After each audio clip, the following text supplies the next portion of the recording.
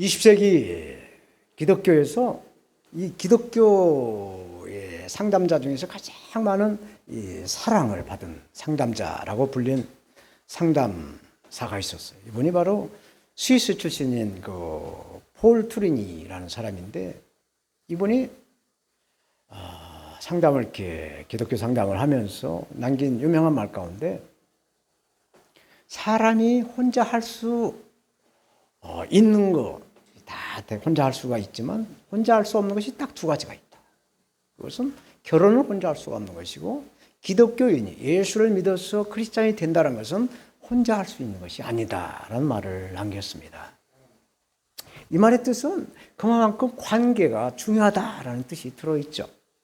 5월은 이제 우리가 영상을 봤지만 가정의 달이죠. 오늘은 특별히 스승의 날이고, 이번 주 토요일 날 5월 21일은 또 부부의 날이라고 이렇게 정해져 있어요. 5월 21일, 둘이 하나가 되자라는 뜻이 들어있다 해서 부부의 날을 5월 20일 날로 정했다라는 이야기가 있습니다. 그런데 대부분의 사람들은 이 사회생활을 하고 있는데 모든 행동을 다 하죠. 무슨 행동을 다 하고 있습니다. 그런데 분명한 동기가 있다는 거예요. 행동에는 동기가 다 있다는 얘기죠. 그래서 대부분의 사람들은 자기 중심적인, 그래서 자기 또는 자기 가족만을 위하는 그 사랑의 단계, 그 단계에 머무른다라는 것입니다. 자신의 어떤 유익을 위해서 또 남을 사랑하고 조직을 사랑해 간다는 얘기예요. 겉으로 남을 좀 이렇게 사랑하고 이렇게 섬기고 이렇게 남을 위해 살아간다라고 한 것 같지만은, 결국은 자신의 그 이해관계로 어떤 조직이나 사회생활을 통해서 자신의 그 유익을 챙긴다라는 얘기를 하고 있어요.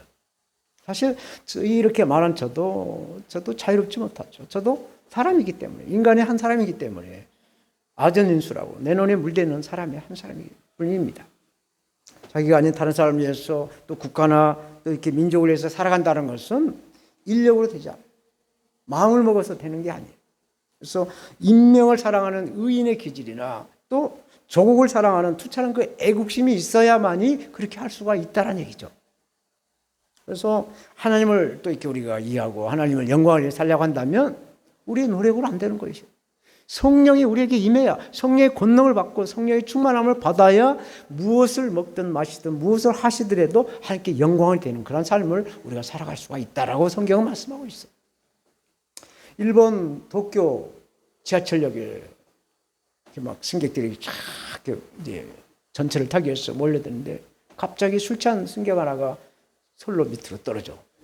그것을 본 한국인 유학생 이수연 씨라는 분이 물불 가리지 않고 선로로 뛰어내려가서 그 술 취한 사람을 들어올려서 사람들하고 같이 협심해서 이제 끌어올렸어요. 그러나 본인 이수연 씨는 위척을 피하지 못하고 달려오는 그 전철에 치여 죽은 일이 20년 전에 일어난 사건이 있었습니다. 또 전투기 조종사가 사람을 구하려고 끝까지 그 전투기 그 조종관을 꽉 붙잡고 막 이렇게 해서 자신이 그 탈출할 수 있는 그 시간을 놓치면서까지 마을이나 인적이 없는 산으로 날아가서 산에 부딪혀서 그냥 산화하는 그런 조종사가 우리나라에도 많이 있어요. 그 중에서 성남시, 분당구 성남시 야탑동에 이 고 이상희라고 하는 대의 이상희 씨가 있죠. 이렇게 다른 사람들의 생명을 자기 생명보다 더 귀중히 여긴 사람이 있는가 하면, 또 나라와 민족을 위해서 수많은 우리나라의 그 독립유공자들이 있어요. 그렇기 때문에 우리나라는 자유대한민국으로 정말 복받는 이 나라로 정말 우리가 살아가고 있어요. 유엔에 가입한 나라가 193개 나라라고 합니다. 그런데 193개 나라의 유엔에 가입하면 이제 회비를 내고 분담금을 납부하는데, 우리나라가 세계에서 9번째로 많이 분담을 한다, 분담금을 낸다라는 얘기예요. 그것은 다른 말로 얘기하면 세계 9위의 경제적인 축복의 나라, 부자 나라다라는 얘기가 됐어요. 1950년대 우리나라는 저 북한의 김일성이가 동족 간의 전쟁을 일으켰어. 이 전쟁이 3년 동안 이렇게 계속 총성이 울리고 지금도 그 전쟁은 끝나지 않는 휴전 상태로 있죠. 이 전쟁으로 인해서 우리나라는 세계에서 가장 못 사는 나라로 추락이 되고 그렇게 허덕이고 있었어요. 그러나 남한은 살아계신 하나님을 받아들이고 하나님을 믿고 예수를 믿는 거로, 그 믿음의 그 사랑의 은혜로 하나님은 그 믿는 자들, 우리나라를 축복하셨어요. 제한 없이 축복을 하셨어요. 그래서 경제적인 축복을 세계 10위권 내로 들어가게 하고 또 한류, 문화적인 거, 스포츠적인 거 모든 또 기독교에서도 인구 대비 우리나라 5천만의 인구 대비 세계에서 가장 많은 해외 선교사를 파송할 수 있는 그런 복을 허락하셨다라는 얘기입니다. 지하전이 없는 우리나라, 이 작은 나라에 세계에 이렇게 주목을 받을 수 있는 것은 하나님을 사랑하고 또 이웃을 사랑하는 그런 자기 몸만 위한 것이 아니라 이웃을 위해서 몸을 버리고 헌신을 하는 그런 사람들이 많이 있었기 때문에 하나님이 우리나라를 들어서 주신 것이다 라고 저는 확실하게 믿습니다. 일제강점기 때 대부분의 한국의 이 목회자들, 교회는 일본이 주장한 대로 신사참배가 이게 하나님의 뜻이다 라고 해가지고 신사에게 참배를 했다는 얘기예요. 그래서 신사참배를 하면 안 된다, 우상이다 라고 하게 되면 그것을 이단이다 라고 정죄를 하면서 이렇게 신사참배하는 것을 막 독려했다. 교회에서 막 독려를 했다라는 얘기가 듣고 있죠. 그런데 우리나라의 그 수많은 목사님들 가운데 이 주기철 목사님은 신사참배를 반대했죠. 뭐라고 말했느냐? 예수 그리스도를 따라 일사가고 예수님을 따라서 우리의 죽기로 이렇게 다짐하자 일사가고요. 정신으로 했죠. 또 사람들을 남을 위해서 일사가고 하자. 또 진리신 예수님을 위해서 우리가 부활의 진리를 따라서 일사가고 하자라는 이 캐치프레이로 신사참배를 반대해 왔어요. 이러한 선각자가 우리나라 교회에 있었기 때문에 오늘날 우리나라가 하나님께 큰 축복을 받는 그러한 나라가 되었다라는 이야기입니다. 오늘 본문에도 하나님을 사랑하고 이웃을 사랑하는, 그래서 그 사랑을 실천하는 사도 바울이죠. 사도 바울이 동역자를 사랑하는 그 마음, 애지중지라는 제목으로 예수님께서도 인류를 애지중지 여겨서 그 십자가에서 그 고통, 허물, 아픔을 다 덮고 예수님의 그 희생을 하심으로 구원해 주신 그 예수님을 드러내는, 예수님을 증거하는 말씀을 전하겠어요. 저처럼 바울은 동역자 이 디모데를 애지중지 여긴다라는 말씀을 하고 있어요. 10절 디모데가 이르거든 너희는 조심하여 저로 두려움이 없이 너희 가운데 있게 하라. 이는 저도 나와 같이 주의 일을 힘쓰는 자다 말씀을 하죠. 사도 바울이 지금 에베소에서 선교 사역을 하고 있습니다. 그런데 사도 바울의 모교회인 예루살렘 교회에 기근이 들었어요. 그래서 구제연금을 모으는 일을 해야 했습니다. 그런데 바울이 그 구제연금을 직접 나가서 이렇게 걷어들일 수 있는 상황이 아니었어요. 사도행전 19장 21절 22절에 보면 바울이 마게도냐와 아가야를 거쳐 예루살렘에 가기로 작정하여 이르되 내가 거기 갔다가 후에 로마도 보아야 하리라 하고 자기를 돕는 사람 중에 디모데와 에라스도 두 사람을 마게도냐로 보내고 자기는 아시아에 얼마 동안 더 있으리라 말씀을 하죠. 사도 바울은 유대인으로서 이방인 사도의 부름을 받고 에베소에 있는 유대인 회당에서 복음이신 예수 그리스도를 매 안식일마다 가서 강론하고 복음을 증거하고 있어요.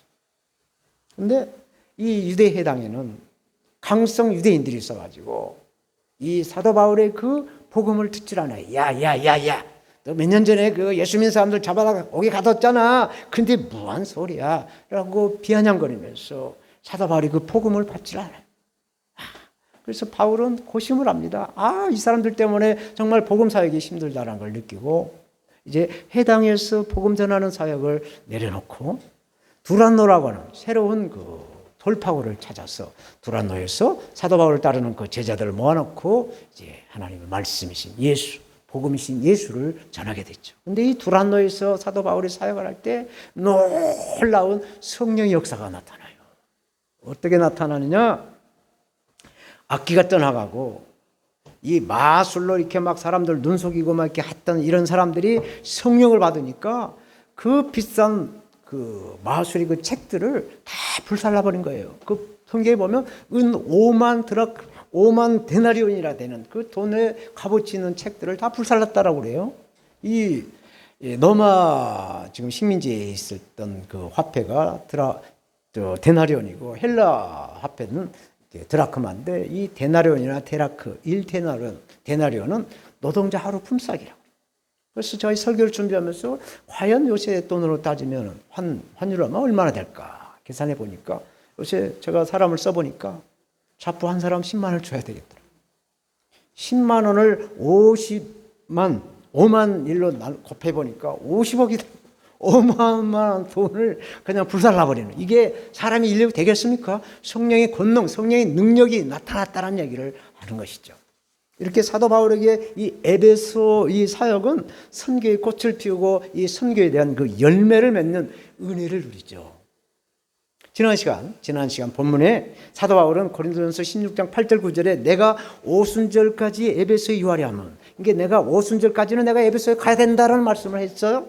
그래서 내가 복음을 증거할 때 나를 반대하는 사람들이 많이 있어도 내가 큰 일을 할 수 있는 문이 활짝 열려 있다라고 말씀을 했어요. 그래서 이러한 상황에 있는 사도 바울은 선발대로 이제 디모데와 에라스도 등을 이제 마게도전을 거쳐서 고린도 교회로 보내요. 사도 바울이 고린도 교회를 방문한 것에 대한 미리 디모데와 에라스도를 통해서 준비를 하게 한 것이었어요. 디모데의 임무는 선발대로 가서 이제 고린도 교회 분쟁을 바로 잡아야 했어요. 당시 고린도 교회는 헬라 철학의 그 영향으로 파벌 싸움이 막 일어나고 또 음란이 일어나고 또 우상의 제물을 먹어야 되느냐 말아야 되느냐, 우상하고 같이 놀자 살자 이런 인본주의가 아주 팽배해져 있었어요. 바울은 이 디모데를 보내서 예수 그리스도의 참된 지혜가 무엇인가, 십자가의 그 죽으심이 무엇인가, 또 부활하신 예수님이 무엇인가를 디모데를 통해서 가르치고자 했습니다. 바울은 이 점을 염두에 두고 디모데를 기쁘게 좀 영접해달라라고 당부를 고린도 교회에게 하죠. 그런데 디모데가 어떻습니까? 나이가 어려요. 나이가 아주 젊고 목회적인 경험이 아주 짧아요. 그렇지만 이 사도 바울에게 디모데는 정말 귀중한 동역자이자 영적 아들이었어요.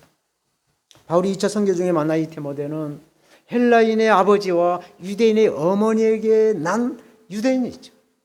유대인들은 어머니 모태에서 유대인으로 나면 아버지가 이방인이라도 유대인으로 잡는 것이죠. 그래서 이 디모데는 그 어머니 유니게를 통해서 믿음의 양육을 어렸을 때부터 잘 받아서 신앙이 아주 툭 자라요. 그래서 이 디모데 이름의 뜻을 나는 하나님을 경외하는 자다라는 뜻으로 디모데라는 이름을 가지고 있었죠. 그래서 오늘 본문에 두려움이 없다, 두려움이 없이라는 말씀하는데 아직 어린 디모데에게 비해서 이 고린도 교회의 이 분쟁은 정말 심각해 있었어요. 매우 심각한 상태에 있었어요.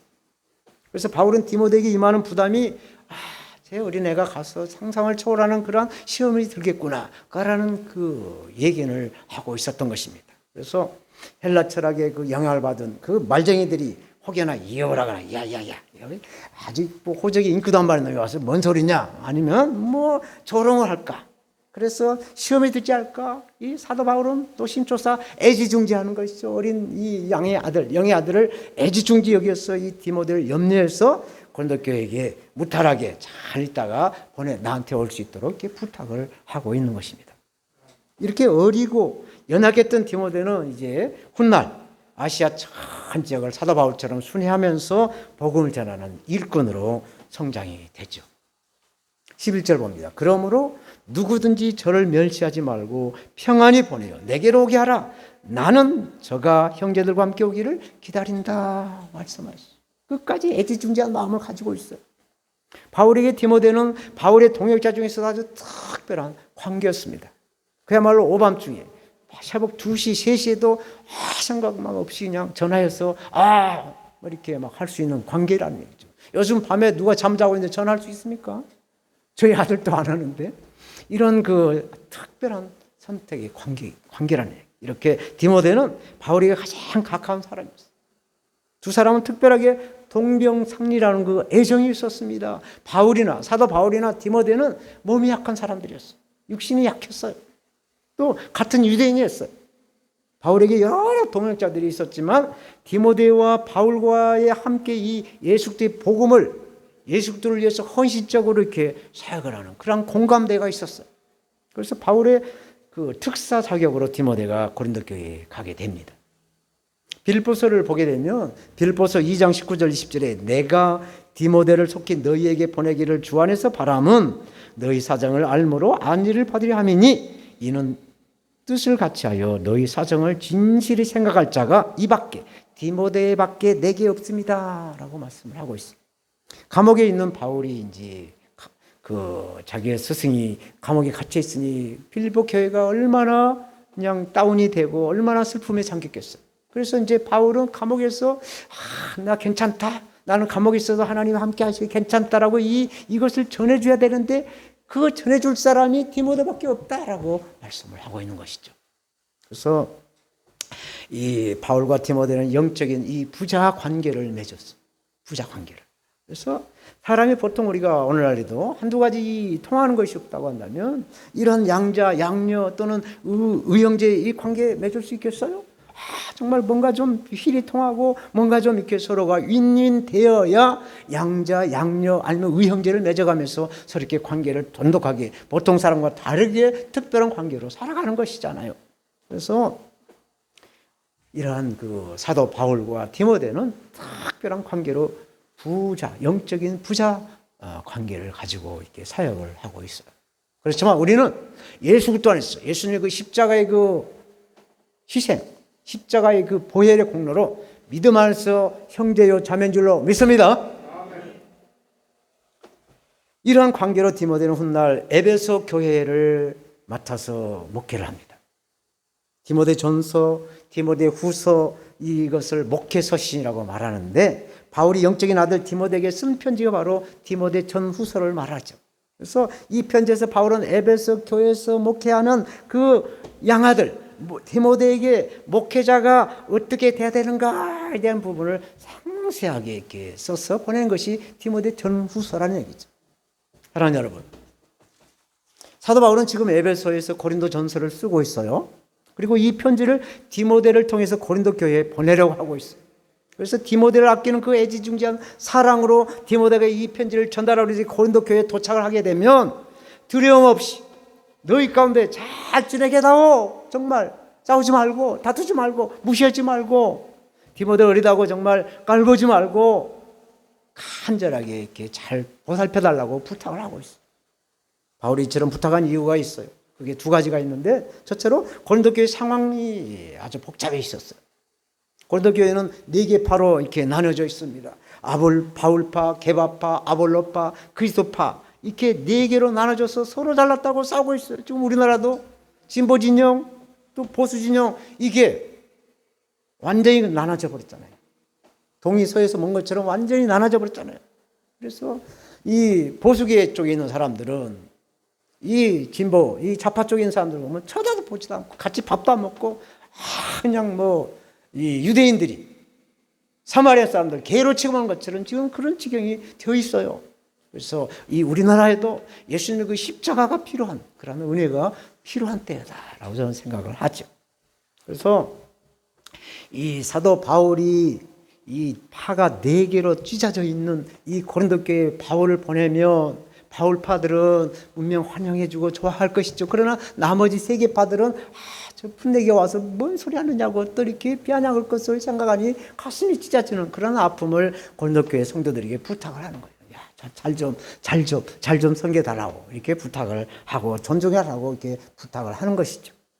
두 번째 이유는 이 디모데의 개인적인 문제가 있었어요. 디모데는 어머니의 유대 교육을 어렸을 때 받아왔어요. 그래서 아주 강직하고 또 열정이 있어요.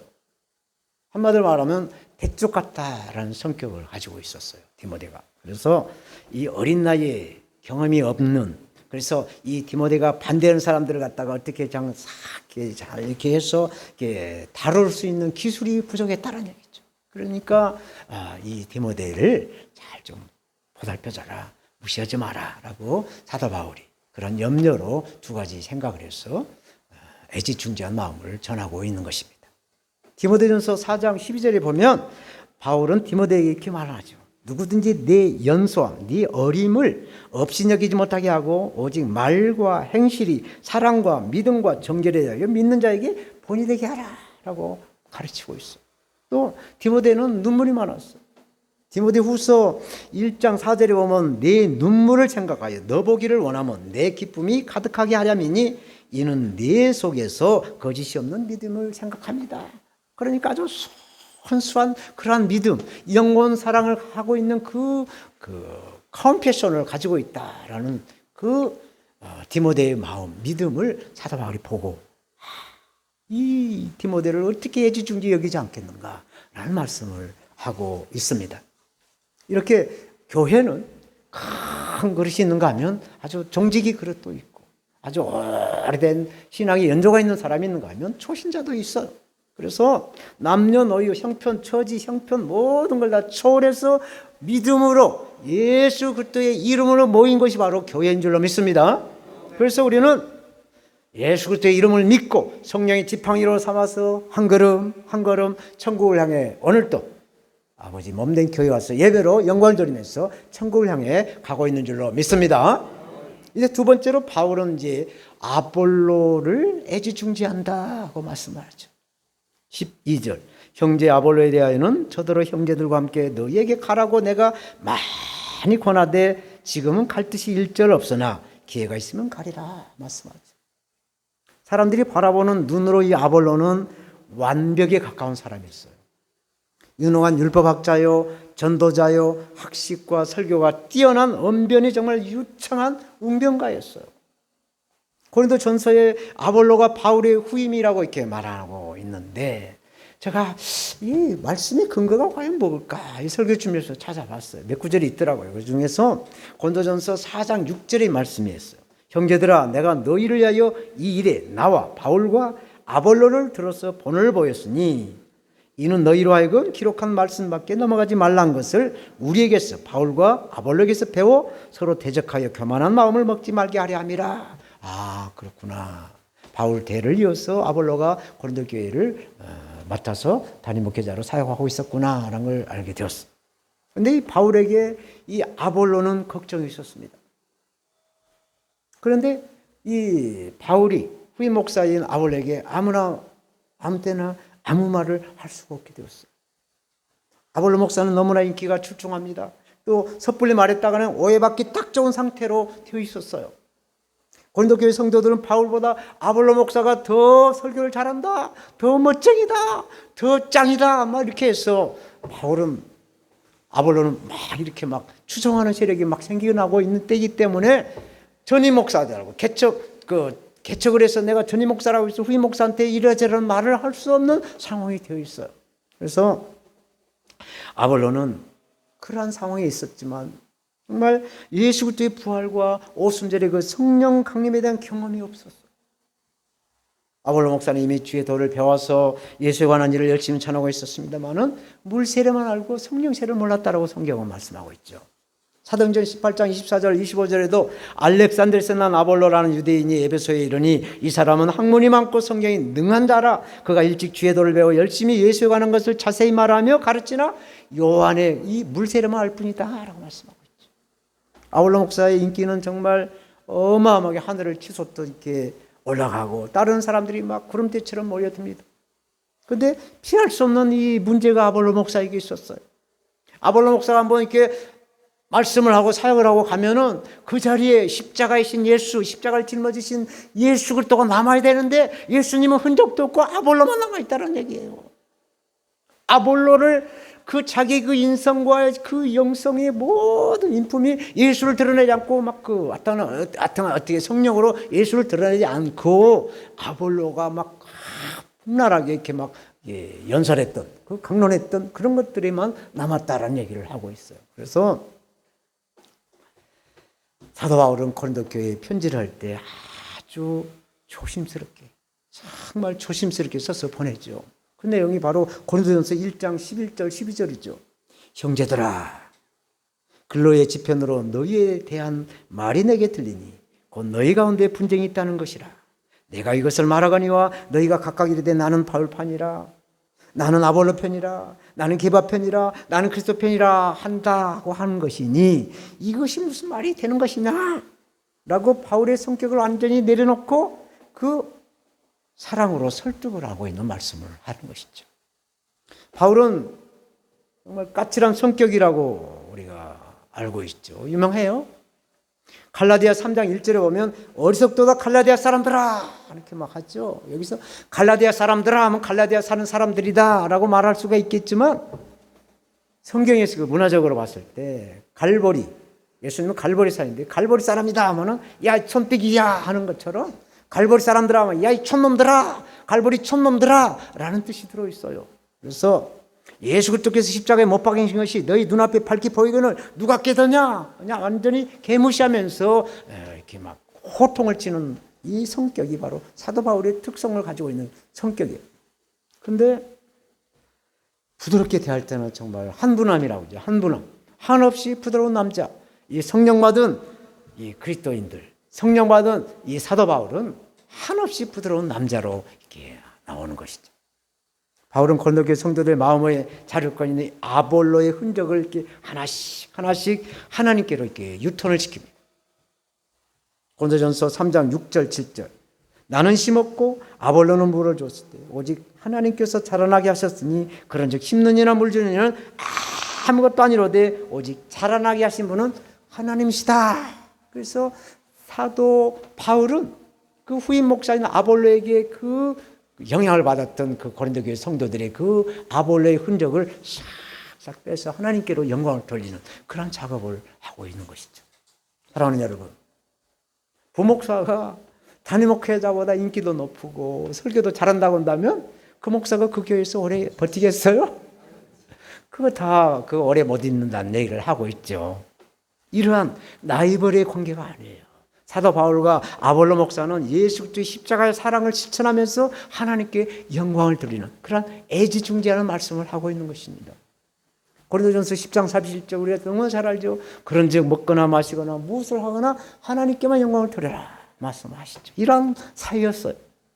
바울은 에베소에서 선교하는 아볼로 목사를 정말 애지중지하게 여기는 것이죠. 그래서 야 후임 목사야 빨리 고린도 가야지 왜 또 여기까지 가 있어 라고 말을 하잖아요. 권면해 빨리 가시죠. 그래도 아니요 나 여기 더 있어야 돼. 그러다 가지 말라고 하지도 못하고 가라고 말지도 못하고 그러면 갈 때가 되면 갈 것이다 라고 오늘 본문을 말씀하고 있잖아요. 아볼로 목사의 뜻을 존중하고 있는 것이죠. 동역자의 본을 보여주고 있다는 얘기를 하고 있어요. 사랑하는 여러분, 이제 오늘 본문에 대한 말씀을 맺겠어요. 성령의 나타남이 없을까 심히 두렵고 떨었다라고 말씀한 사도 바울은 신약의 성경으로 27권 성경 가운데 13권으로 꽉 채우죠. 또 이 사도 바울이 유럽에서 이렇게 선교를 사역을 했어요. 그래서 이 지구촌에 대륙이 많잖아요. 5대양 6대주라고 하잖아요. 이 대륙 가운데 유럽이 1000년이 앞서 있어요. 실제로 가서 보면 다른 대륙보다 유럽이 굉장히 발전이 되어 있고 성숙되어 있습니다. 그게 바로 기독교의 문화가 1000년이 앞서 있는 그런 영향 때문에 하나님이 축복하셨다라고 저는 믿습니다. 그 우리나라 강원도의 산골 같은 그 스위스 같은 데 가보세요. 젖과 꿀이 흐르는 막 쫙 기름져요. 가서 보면 하나님이 함께 있다는 것을 바로 느끼게 돼요. 이 자연계를 통해서도 바로 하나님이 임재한다는 것을 볼 수가 있는 것이죠. 이게 하나님이 함께하는 축복이죠. 그런데 아볼로는 당대의 인기가 높고 정말 출중한 설교가가 되었죠. 그렇지만 이 아볼로가 한 말은 성경에 단 한 구절도 없어요. 그렇지만 바울은 이 아볼로 목사를 존중하고 사랑해요. 동역자라고 하는 그 애지중지한 마음이 계속 연결을 하고 있어서 우리에게 본을 보여주고 있습니다. 예수님이 성령을 구하고 성령을 찾고 성령을 두드려라 말씀한 것을 바울은 삶으로 증명을 하고 있죠. 이제 성령 강림절, 오순절이 이제 우리 앞에 한 주 다가와서 다음 주 6월 첫째 주 6월 5일 날로 성령 강림절이에요. 그래서 우리는 성령을 정말 받기 위해서 성령을 뜨겁게 받기 위해서 하나님 앞에 기도해야 될 줄로 믿습니다. 그래서 우리는 어디서 와서 왜 살며 어디로 가는가 분명한 이 목적을 성령의 지팡이로 삼아서 하루하루 매 시 분 초마다 성령을 의지해서 하나님 사랑하시고 또 이웃을 사랑하셔서 자기 몸을 들여서 영적으로 모든 사람들을 애지중지기는 그러한 사람들을 우리는 사랑하는 그러한 성도님들이 다 돼야 될 줄로 믿습니다.